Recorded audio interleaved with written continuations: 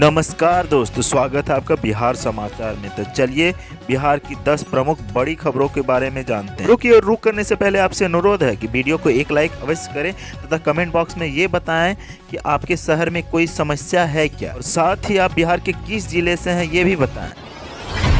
किसान आंदोलन के समर्थन में आरजेडी पटना के गांधी मैदान में धरना पर बैठेंगे तेजस्वी। देश में कृषि बिल को लेकर किसान प्रदर्शन कर रहे हैं, इसके समर्थन में आरजेडी आज पटना में धरना देगी। पटना के गांधी मैदान में तेजस्वी समेत कई नेता धरना पर बैठेंगे। तेजस्वी ने कहा कि मैं बिहार के किसान और संगठनों से अपील करता हूं कि इस काले कानून के खिलाफ आप लोग सड़क पर आएं और इस आंदोलन को मजबूत करें। पंजाब और हरियाणा समेत कई राज्यों के किसानों में आक्रोश है।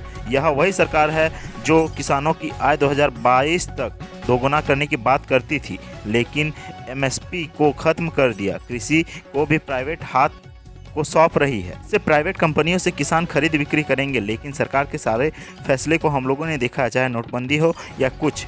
देश भर में मौजूदा सरकार से किसान नाराज है। यह किसान विरोधी कानून है। किसानों को सही मूल्य मिलना चाहिए। कई जगहों पर कर्ज में डूबने के कारण किसान आत्महत्या कर रहे हैं। जो अन्नदाता हैं उनके लिए इस तरह का कानून बनाने देश के खिलाफ है।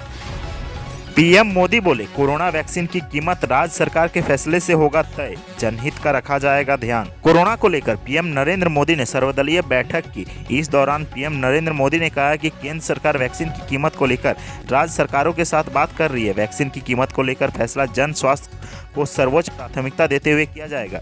राज्य सरकारों को इसमें पूरी सहभागिता होगी। दुनिया की नज़र कम कीमत वाली सुरक्षित वैक्सीन पर है, इसीलिए स्वाभाविक है कि पूरी दुनिया की नज़र भारत पर भी है। पीएम मोदी ने कहा कि कोरोना वैक्सीन को लेकर जो विश्वास इस चर्चा में नजर आया वो कोरोना के खिलाफ हमारी लड़ाई को और मजबूत करेगा। इस बारे में बीते दिनों में मेरी मुख्यमंत्रियों से चर्चा हुई थी। टीकाकरण को लेकर राज्य सरकारों के अनेक सुझाव भी मिले थे।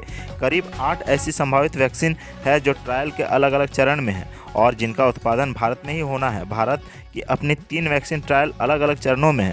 विशेषज्ञ ये मान रहे हैं कि वैक्सीन के लिए बहुत ज़्यादा इंतजार नहीं करना पड़ेगा। माना जा रहा है कि अगले कुछ हफ्तों में कोरोना की वैक्सीन तैयार हो जाएगी। जैसे ही वैज्ञानिकों को हरी झंडी मिलेगी, भारत में टीकाकरण अभियान शुरू कर दिया जाएगा। हाईकोर्ट ने पूछा, किसके कहने पर लालू को पेइंग वार्ड से भेजा गया बंगला, सेवादार की नियुक्ति पर उठाया सवाल। चारा घोटाले में सजायाफ्ता लालू यादव को रिम्स के पेइंग वार्ड से निदेशक के बंगला और फिर वहां से पेइंग वार्ड शिफ्ट करने पर रांची हाईकोर्ट ने हेमंत सरकार से जवाब मांगा है। यही नहीं, कोर्ट ने सेवादार की नियुक्ति को लेकर भी जवाब मांगा है। लालू को कोरोना से बचाने के लिए पेइंग वार्ड से निदेशक के बंगले पर शिफ्ट किया गया था। यहाँ पर लालू से मिलने के लिए नेताओं की भीड़ लगती थी। कई फोटो भी वायरल हो चुका है। लालू यादव के जेल मैनुअल उल्लंघन मामले में झारखंड हाईकोर्ट में सुनवाई हुई। इस दौरान कोर्ट ने हेमंत सरकार से जवाब मांगा है। 18 दिसंबर को इस मामले में सुनवाई होने वाली है। इस दौरान सरकार को जवाब देना है। हाईकोर्ट ने 3 माह के अंदर मिलने वाली की सूची की भी मांगी है, जो नहीं दी गई, जिसको लेकर जस्टिस अपरेश कुमार सिंह की अदालत ने कारा महानिरीक्षक और बिरसा मुंडा केंद्रीय कारा के अधीक्षक को शो कॉज जारी करते हुए रिपोर्ट मांगी थी। पटना के अस्पतालों में अब ऑनलाइन सेवा, डीएम कुमार रवि ने की शुरुआत। पटना के अस्पतालों में शुक्रवार से ऑनलाइन सेवा की शुरुआत हो गई। रोगियों को सरल, सहज और जल्दी से मेडिकल सुविधाएं मिल पाए, इसके लिए अस्पताल प्रबंधन के सिस्टम को ऑनलाइन किया गया है।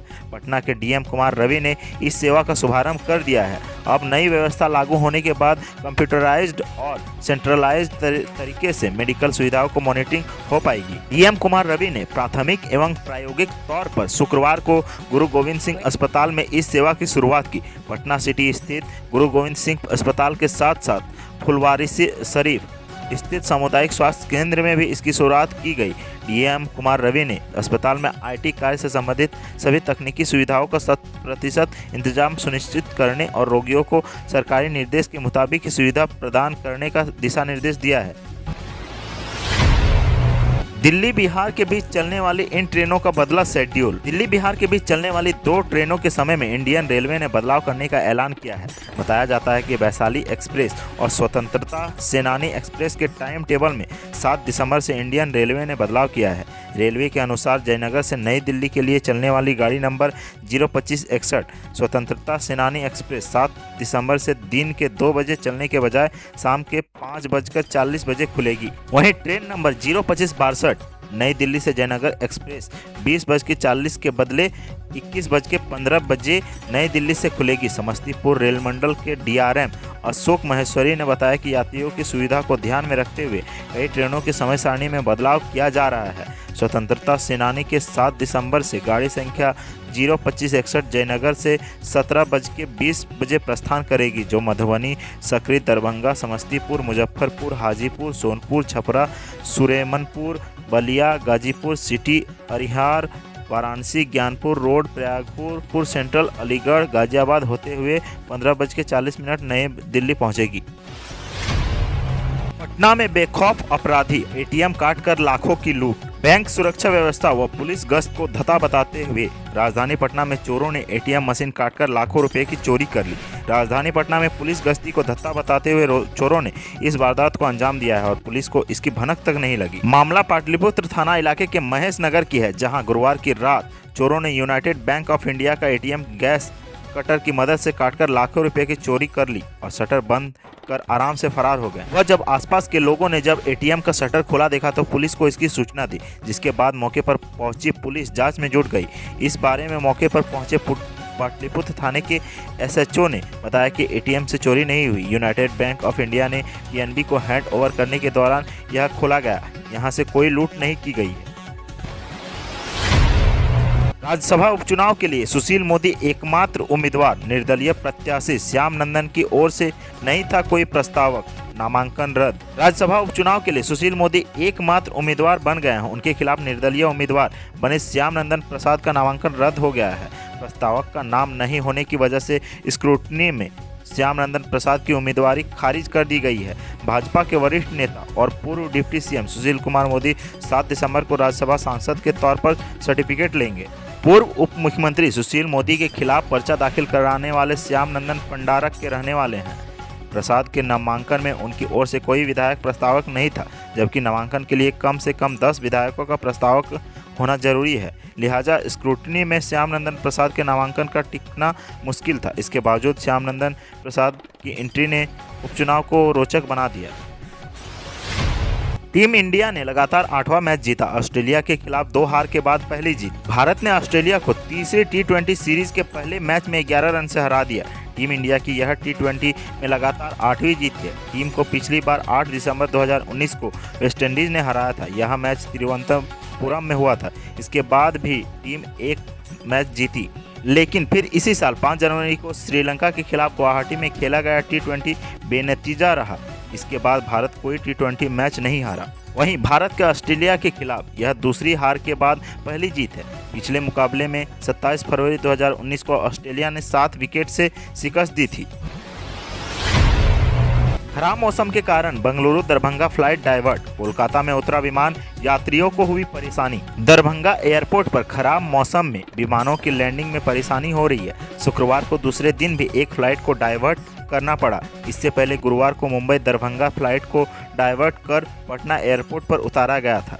शुक्रवार को बेंगलुरु दरभंगा फ्लाइट को डाइवर्ट कर कोलकाता एयरपोर्ट पर उतारा गया। इससे यात्रियों को खासी परेशानी हुई। बेंगलुरु से शुक्रवार को उड़ान भरकर दरभंगा पहुंचने वाली फ्लाइट संख्या SG 493 खराब मौसम के कारण दरभंगा एयरपोर्ट पर लैंड नहीं कर सकी। एयरपोर्ट के 2-3 चक्कर लगाने के बाद ATC ने फ्लाइट को कोलकाता डाइवर्ट कर दिया। कोलकाता डाइवर्ट किए जाने से उस पर सवार यात्रियों की मुश्किलें बढ़ गई। वहीं दूसरी ओर बेंगलुरु जाने के लिए फ्लाइट का इंतजार कर रहे यात्रियों के बीच अफरा तफरी मच गई। विमान के दरभंगा एयरपोर्ट पर लैंड नहीं कर पाने की वजह से यहां बेंगलुरु के फ्लाइट को कैंसिल कर दिया गया।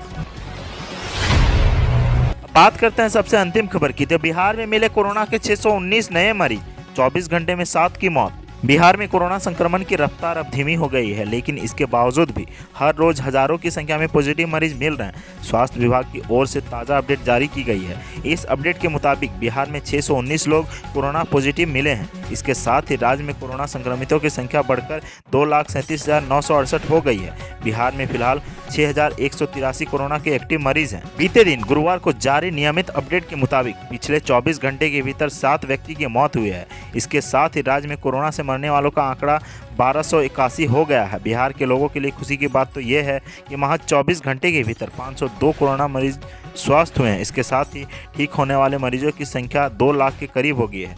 राज्य में अब तक कुल 2,30,503 मरीज स्वस्थ हो चुके हैं। तो आज के सुर्खियों में बस इतना ही। बिहार से जुड़ी खबरों के लिए सब्सक्राइब करें हमारे चैनल को और बने रहें हमारे साथ। धन्यवाद।